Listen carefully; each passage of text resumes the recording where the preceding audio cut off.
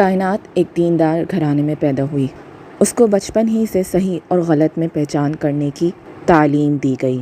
College میں admission ہوتے ہی اس کو کچھ سہیلیوں کی ایسی صحبت حاصل ہوئی کہ اس نے اپنے گھر کی تعلیمات پس سے پشت ڈال دیں۔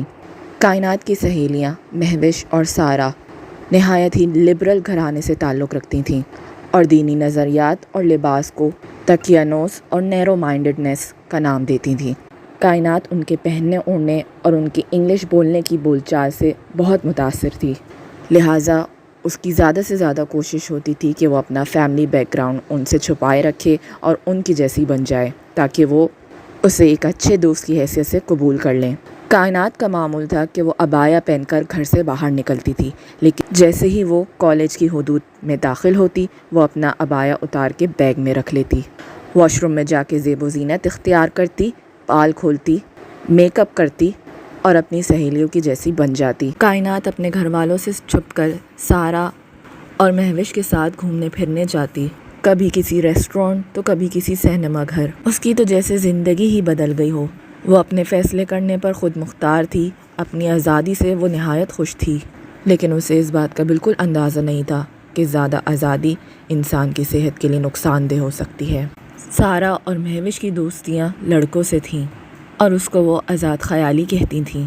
ایک روز وہ سارہ اور مہوش کے ساتھ امیوزمنٹ پارک گئی، جہاں پر سارہ اور مہوش نے اس کی اطلاع کے بغیر اپنے میل فرینڈز کو انوائٹ کر لیا تھا۔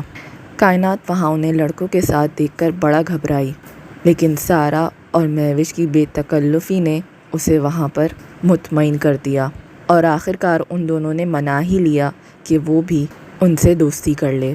وہاں 3 لڑکے موجود تھے اور کائنات کی کمپنی کے لیے ایک لڑکا ارسلان نام کا بھی تھا۔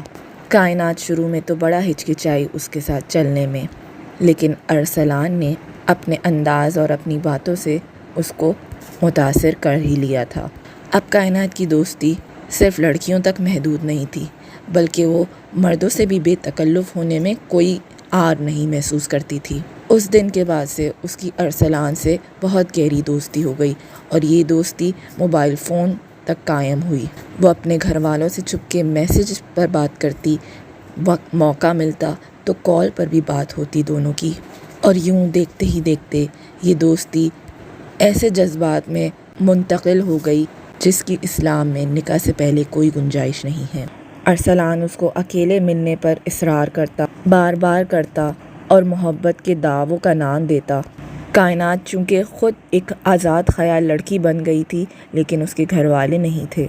اس کے گھر والوں سے ابھی تک اس کی نئی شخصیت پوشیدہ تھی، لیکن ارسلان اس سے ضد کرتا کہ اگر وہ اس سے نہیں ملے گی تو وہ اپنے آپ کو نقصان پہنچائے گا، اور یوں بھولی بھالی کائنات اس کی باتوں میں آئی اور کوئی نہ کوئی بہانہ کر کے اپنے گھر والوں سے وہ اس سے ملنے چلی گئی اکیلے۔ یہی اس کی زندگی کی سب سے بڑی غلطی تھی، جس کا احساس اس کو جلد ہی ہونے والا تھا۔ ارسلان اس کو ایک ایسی جگہ پر لے گیا جہاں پر سب دھواں پھونک رہے تھے۔ اس جگہ پر بہت اندھیرا تھا اور وہ دھوئیں سے بھری ہوئی تھی۔ وہ ایک شیشے کا اڈا تھا۔ وہاں پر مردوں کے ساتھ عورتیں بھی بے تکلف تھیں اور بہت ہی فحش کپڑے پہنی ہوئی تھیں۔ کائنات کو ایک جھٹکا سا لگا، لیکن ارسلان اس کو اپنے ساتھ منا کر اندر لے ہی گیا۔ کائنات پر خوف طاری تھا، لیکن وہ محبت کے جذبات کے خاطر اس کے ساتھ وہاں بیٹھی رہی۔ ارسلان موقع موقع سے اسے چھوتا اور اس کے قریب آنے کی کوشش کرتا۔ کائنات اسے پیچھے ہٹاتی اور اسے کہتی کہ اسے یہ سب اچھا نہیں لگ رہا، لیکن ارسلان پہ تو جیسے ایک جنون طاری تھا۔ وہ اس سے کہتا کہ وہ تو محبت کرتا ہے اور محبت میں یہ سب جائز ہے، اور آخر کو ایک دن ان دونوں نے شادی کرنی ہے، تو یہ سب معیوب نہیں ہے۔ کچھ وقت تک تو کائنات برداشت کرتی رہی، لیکن جب ارسلان حد سے زیادہ اس کے قریب آ گیا اور اس کی بات سننے سے قاصر تھا تو کائنات نے غصے میں اسے تھپڑ لگا دیا۔ یہ تھپڑ کائنات کو بہت مہنگا پڑ گیا۔ ارسلان کو ذلت کا بہت گہرا احساس ہوا اور وہ غصے سے طیش میں آ گیا، اور اس نے اسے دھمکی دی کہ وہ اس کے گھر والوں کو سب کچھ بتا دے گا۔ کائنات کے پیروں سے جیسے زمین نکل گئی۔ اس نے نہ آؤ دیکھا نہ تاؤ اور وہاں سے بھاگ کھڑی ہوئی۔ گھر پہنچ کر اس کے پاس ارسلان کی ڈھیر ساری کالز اور میسیجز آئے۔ اس نے بہت معافی مانگی، اپنے کیے پر شرمندگی کا اظہار کیا اور اس سے نہایت محبت کا اعتراف کیا اور اسے اپنے کیے گئے وعدوں کی یاد دلائی۔ کائنات تھوڑی دیر کے لیے اس کی باتوں میں واپس آ گئی تھی اور اسے قبول کرنے لگی تھی اپنی زندگی میں، لیکن اسی وقت اس کے کانوں میں اذان کی آواز پڑی۔ اس کے دل میں اللہ کا خوف پیدا ہوا۔ وہ نمازیں چھوڑ بیٹھی تھی اور دنیا کی رنگینیوں میں رنگ گئی تھی۔ اس کو شدت سے اپنی غلطی کا اندازہ ہوا اور وہ سجدے میں گر کر رونے لگی۔ اس نے اللہ سے توبہ کی اور اس نے دعا کی، اگر یہ شخص میرے لیے ٹھیک ہے تو اسے میرے نصیب میں لکھ دے، ورنہ اسے میرے دل سے باہر نکال دے۔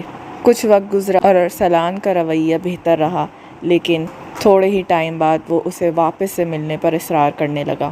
اب کائنات نے فیصلہ کر لیا تھا کہ جب تک وہ نکاح کے بندھن میں اس شخص کے ساتھ بندھ نہیں جاتی وہ تب تک اس سے نہیں ملے گی، لیکن ارسلان نے تو جیسے ضد پکڑ لی ہو اور ایک بار پھر سے اس پہ جنون طاری ہوا اور اس نے اسے دھمکی دی کہ وہ اس کے ماں باپ کو سب کچھ بتا دے گا اگر اس نے ملنے سے منع کیا۔ کائنات ڈر گئی تھی، لیکن اس نے اللہ کا دامن ہاتھ سے نہ چھوڑا اور دعا کرتی رہی، اور اس کے دل میں یہ اطمینان ہو گیا کہ شاید ارسلان اس سے محبت کرتا ہے اور وہ ایسا کام نہیں کرے گا، صرف اسے ڈرا رہا ہے۔ اگلے ہی لمحے اس کی ماں اس کے کمرے کی دہلیز پر کھڑی ہوئی رو رہی ہوتی ہے۔ ان کے ہاتھ میں فون ہوتا ہے اور وہ اس فون کی اسکرین کا رخ کائنات کی طرف کرتی ہیں تو وہ دیکھتی ہے کہ یہ اس کی اور ارسلان کی تصویریں ہیں ساتھ میں۔ کائنات کا بس نہیں چلتا کہ زمین پھٹے اور اسے اندر نگل لے۔ اس کی ماں خوب پھوٹ پھوٹ کر روتی ہے اور وہ اپنی ماں سے گلے لپٹ کے روتی ہے اور اپنی تمام غلطیوں کا اعتراف کرتی ہے اور وعدہ کرتی ہے کہ وہ ایسا کام نہیں کرے گی۔ وہ بھول گئی تھی اپنے دین کی تعلیمات کو، اپنے گھر والوں کی تعلیمات کو، اور شیطان کے وسوسوں کا شکار ہو گئی تھی۔ اس کی ماں اس کو سمجھاتی ہیں کہ یہ جذبات صرف وقتی ہیں اور یہ صرف اور صرف شیطانی کھیل ہے۔ جب اس شخص کا تم سے مقصد پورا ہو جائے گا وہ تمہیں چھوڑ دے گا، وہ تم سے شادی نہیں کرے گا۔ اور یہ بات کائنات کو دل ہی دل میں معلوم تھی، لیکن وہ اس خیال کو دبا رہی تھی۔ اس دن کے بعد سے کائنات اپنے آپ کو بدلنے کا فیصلہ کرتی ہے، اپنی دین کی تعلیمات کو اپناتی ہے۔ سارا اور مہوش اسے کالج میں عبائے میں دیکھ کر، حجاب میں دیکھ کر حیران رہ جاتی ہیں، اور وہ اس بات کا اعتراف کرتی ہے کہ وہ ایک دینی گھرانے سے ہے اور اس کی منزل یہی ہے۔ وہ خوش اور مطمئن اسی طرح زندگی گزارنے میں ہے۔ وہ اب عیاشی والی زندگی نہیں گزار سکتی۔ وہ اپنے آپ کو ہی دھوکہ دے رہی تھی سارا اور مہوش کے ساتھ رہ کر۔ سارا اور مہوش اس کا خوب مذاق اڑاتی ہیں اور یوں ان کی دوستی ختم ہو جاتی ہے۔ اب سارا اپنی ماں سے کچھ نہیں چھپاتی، لیکن اس کے باوجود بھی اس کی ماں اس پر کڑی نظر رکھتی ہے کہ وہ کدھر جا رہی ہے، کتنی دیر میں آئی ہے، اور اس کے ساتھ کوئی نہ کوئی اس کا محرم ضرور ہو۔ شروع میں یہ بات اس کو چبھتی تھی کائنات کو، لیکن وقت نے اسے سکھا دیا کہ یہی اس کے لیے بہتر تھا۔ کچھ ہی عرصے میں کائنات کی زندگی میں ایک باوقار دیندار شخص نے دستک دی۔ کائنات نے اپنے ماں باپ کی رضامندی میں ہی اپنی رضا سمجھی اور اس رشتے کو قبول کر لیا، حتیٰ کہ وہ مائل نہیں تھی اس شخص کی طرف، لیکن اس کے باوجود اس نے اس شخص کو اپنا ہمسفر بنانے کا فیصلہ کیا۔ اور جیسے ہی کائنات اس شخص کے ساتھ نکاح کے بندھن میں بندھی، قدرتی طور پر اس کے دل میں محبت پیدا ہو گئی اور ایسے جذبات جن سے وہ کبھی واقف نہیں تھی۔ یہ تھی نکاح کی طاقت۔ شادی کے بعد اسے اپنے ماضی پر شدید غم و رنج تھا کہ اس نے ایسا کام کیوں کیا، ایسی حرکت کیوں کی، لیکن اس کے شوہر حارث کی محبت نے اس کو سارے غم بھلا دیے ماضی کے، اور وہ اپنے نئے گھر میں ایک خوش و خرم زندگی گزارنے لگی۔ اور اب اس کی ایک بیٹی ہے جس کو وہ ہر اس غلطی سے بچانا چاہتی ہے جو اس نے کی اپنے ماضی میں، اور اس کے لیے وہ ہر وہ ممکن کوشش کرے گی جس سے وہ اپنی بچی کا مستقبل سنوار سکے، اس کے اندر دین کی محبت پیدا ہو اور وہ اللہ کے لیے اپنے سارے اعمال درست رکھے۔ یہ تھی کائنات کی کہانی۔ آج کے لیے اتنا ہی، ملتے ہیں کسی دوسری ویڈیو میں۔ اگر آپ کو یہ ویڈیو پسند آئی ہو تو ہمارے چینل کو سبسکرائب کریں، ویڈیو کو لائک کریں اور کامنٹ سیکشن میں اپنی قیمتی رائے کا اظہار ضرور کریں۔ السلام علیکم ورحمۃ اللہ۔